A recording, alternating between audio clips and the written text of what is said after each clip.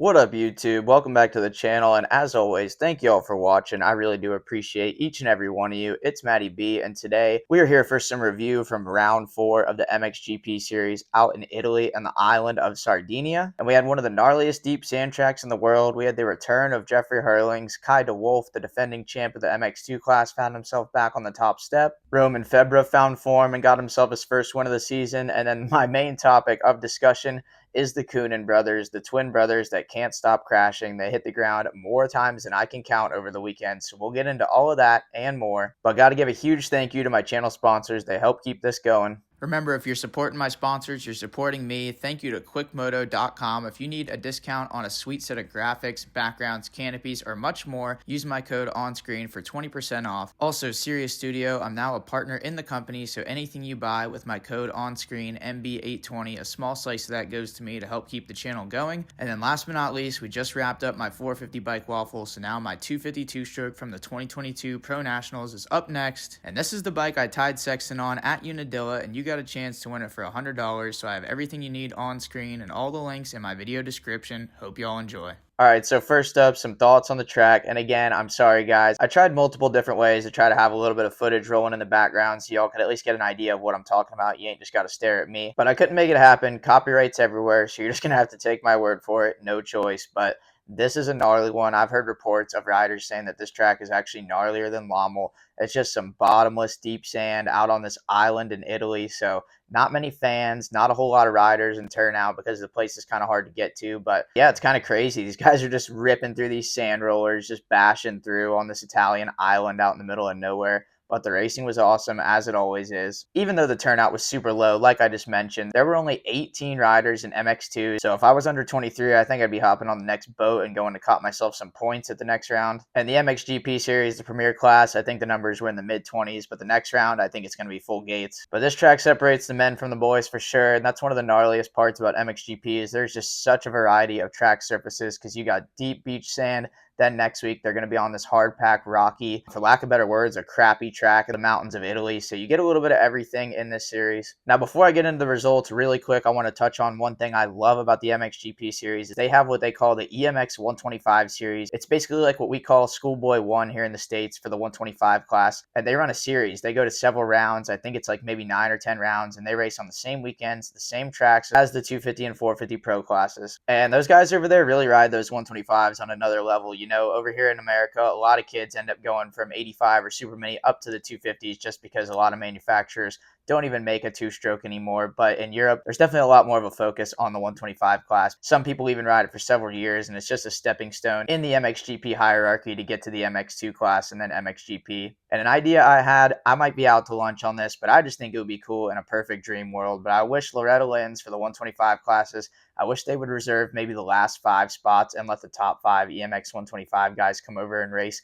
because it's just such a huge undertaking for a European to come over for an area qualifier, a regional, and then Loretta's. So instead of 3 trips, let them have the possibility of doing it in 1 trip. And I think it would be so cool to see the matchup between the top European 125 riders and the top Americans. I do think the top European riders in the 125s are on another level, but it completely levels the playing field when you got to cross the ocean and go to somewhere foreign where you're not used to. So I honestly think it would be really tough for those guys, even though I think they're better riders at the end of the day. Loretta's is super unique, so that's something I'm pretty sure we won't ever see happen, but I think it would be cool. Let me know what y'all think. Now, a brief overview of the results, starting with the MX2 class with the win. Back on top, the Dutchman DeWolf, the defending champion from last year. And this dude is nasty in the sand. He's so fun to watch. He uses tons of body English, always off the back of the bike, throwing big scrubs, and just has a lot of bike skill and uses it to his advantage with a 1-1. And this was the first time really this year that Kai's been back on form that I think we've all expected. I think there may have been some issues in the offseason, so he came in a little bit slow. But that was the DeWolf we all know. That was the DeWolf we've been waiting to see. And yeah, 1-1. I think everybody else should be pretty worried because the dude's got some momentum now and it looks like he's firing on all cylinders. And I really think he's the best guy in the class. I've been surprised he hasn't gone 1-1 just yet up until this point, but now he's got one. And he's also into the points lead with an 8-point gap over Simone Langenfelder. Then in second place, this stokes me out. Trimuff's Camden McClellan. He's a fan of the channel. Bravo, Camden. He's another one. I think he's good in the sand. And he's actually from South Africa. I think he spent a lot of his time in the Netherlands, so that's sand territory. So you know he's going to be good and stuff like that. And goes 2-3, lands it on the box with a silver. It hasn't been the best start of the season for the guy, but that was an awesome ride, and we can only hope that the momentum continues and Camden keeps it up in that top 5 and continues to be a podium threat. Then in third, Andrea Adamo. I thought he had that second Moto 1 for sure, especially after DeWolf went down, but DeWolf just went beast mode and got him with about 3 or 4 corners to go, and you could just see Adamo was about as deflated as the balls Tom Brady used to use in the Super Bowl, but still a good ride from an Italian. I feel like they're usually hard pack specialists, but that was a good sand ride for him. He's now 4th in the points, 14 points down, and those top 4 are close. This is really heating up to be an awesome series if DeWolf doesn't go on a run. 4th, Simone Langenfelder got a win in the qualifying race and just couldn't quite cut the mustard on Sunday for the 230+2s. Still in a really good spot in the championship, only 8 points off of DeWolf in second, but he's got to minimize the mistakes. I feel like he continues to have a little bit more potential than the results are showing. So if he wants a chance at this championship, he's really got to start knocking out some wins and cut the mistakes. Then in 5th, crash test dummy number 1, Sasha COENEN. Oh my gosh, I don't know how this poor kid keeps making it through the weekend. Every weekend he has highlight reel crashes, and not just one, I mean multiple. And it's been heavily rumored he and his brother Lucas are supposed to be coming to the States and racing Supercross, and I am just so scared for both of them if that actually happens, because it seems like right now they're doing their best to crash their way out of MXGP and Supercross. I mean, everybody crashes. It's a meat grinder, so sending this kid through a set of whoops just terrifies me, the thought of it. So hopefully they can figure it out, because the kid's got unbelievable speed. He might be the fastest one in the class just based on raw speed, but he has not been able to put it together. He's a really small kid, so a lot of times the bike just seems to get away from him out of nowhere. And yeah, it can be scary to watch. So I hope for smoother days ahead for Sasha COENEN, because I don't want to see this kid's obituary. And despite his blazing speed, he's all the way down in 5th in the standings, 42 points down, only 4 rounds in, so I don't really see him contending for this championship, but I do continue to see him contending for race wins and highlight reels. Then in 6th, Liam Everts came in with the points lead, and now he lost it. Not a great weekend for him, a little bit lackluster from a Belgian, and they're usually really good in the sand, but not every weekend's going to be your weekend, and there's a lot of good guys in MX2 right now. If you're just a few percent off, that could be the difference between the podium and a 6th like he got. But he's still only 10 points down. Long championship to go. They got like 20 rounds. They're going everywhere. And again, it's just cool to see Everts even in the mix. You know, he broke his neck last year in China. I think there was some lack of feeling for a while. So that's, you know, one of the scariest things in moto that you can think of. So just for him to come back from all that, massive props. And then last but not least, all the way down in 15th, Thibaut Benestant. Not exactly sure what happened, but he had an outside shot at being in this championship picture going into the weekend, but that was not what he was looking for, and now he's a whopping 57 points down. So he's kind of effectively taken himself out of championship contention. And again, like I mentioned, only 19 riders, which is pretty insane. I will say pretty much all 19 riders were really fast, but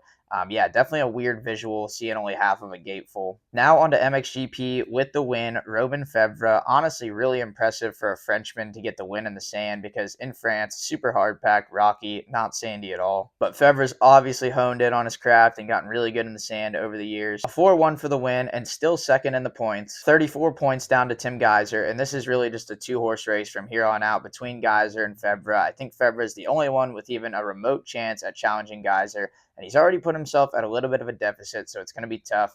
But he's got the skill, he's got the speed, and he's done it before, so he's got everything he needs in his contract to challenge Gajser. Second overall for Glenn Coldenhoff, another podium for the Fantic, and I know it kind of sounds like another brand, but I mean, it's pretty much a Yamaha, but either way, just cool to see different bikes getting their way onto the box. But Coldenhoff's been really good this year so far. He's really hot and cold. We've all seen him at Des Nations where he smoked everybody, and then the next year he's riding around getting 9th and 10th, and nobody knows why. So I think he's pretty bike setup dependent, and he must be comfortable on the Fantic because he's had good results so far, and he's vaulted himself up to 3rd in the points, 59 points down, so he's got a ways to go. But this season, I can't stress enough how long it is and how many different places, different surfaces, and just different everything that goes down, so you never know what's going to happen. Then in 3rd, solid points management weekend for Tim Gajser. I don't think the sand is necessarily his strong suit, although he did get a win in the qualifying race. And this is just what Gajser does. He's so smart and so good about thinking about the championship picture. He knows if it's not his weekend, maybe we take a 2nd or a 3rd this weekend, and just keeps on adding to that points total. So I really don't see a world, barring disaster, where Gajser loses this championship. And the dude's really underrated. I mean, he's going on like his 5th or 6th championship, and I feel like everybody talks Caroli, Herlings, and all them. But Gajser's definitely one of the baddest dudes in the world, as he showed by saucing up Jet Lawrence in the last couple of corners at the MXON last year. 4th for Andrea Bonacorsi, and I'm super impressed with him also, because it wasn't but about 2 years ago. He was only in the EMX 250 class, the feeder class going into MX2, and then I think he only did a handful of MX2 rounds last year before being pulled up by the Yamaha squad due to injuries, and he's overperformed ever since he's moved up, in my opinion. A really strong first moto and third. The second one was a little lackluster, but still a fourth overall for a guy who should for sure still be in the 250 class and was basically an amateur a couple of years ago.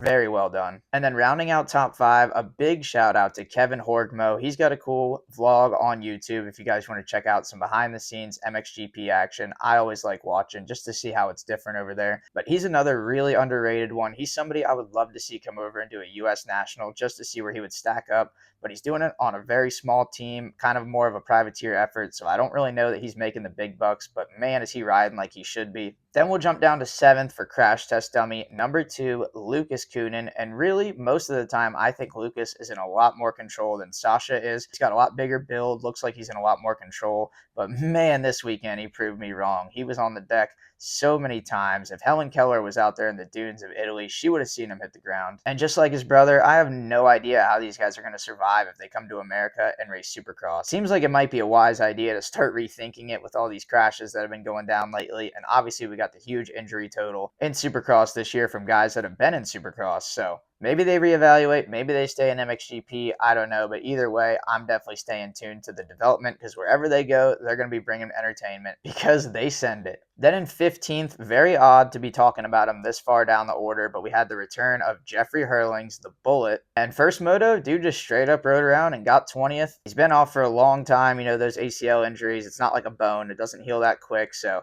I don't think he's been on the bike long at all. I think he just wanted to jump back into it, and I can only assume it was too soon because of how that first moto went.